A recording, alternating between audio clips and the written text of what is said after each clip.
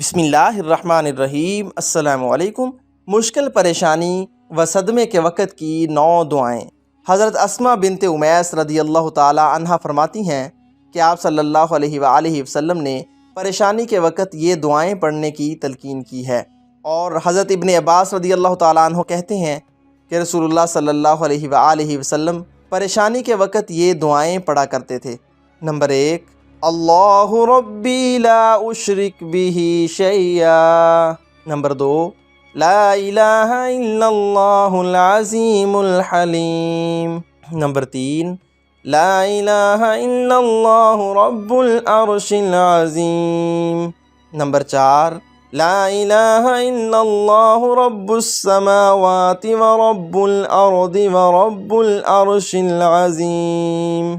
Number 5، لا الہ الا اللہ الحلیم الکریم۔ نمبر 6، سبحان اللہ وتبارک اللہ رب العرش العظیم۔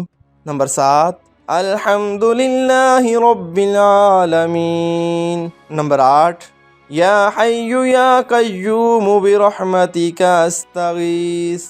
نمبر 9، لا الہ الا انت سبحانک انی کنت من الظالمین۔ اللہ تعالی ہمیں ہر پریشانی کے وقت یہ دعائیں پڑھنے کی توفیق عطا فرمائے اور ہماری ہر پریشانی مشکل کو دور فرما دے۔ آمین ثم آمین۔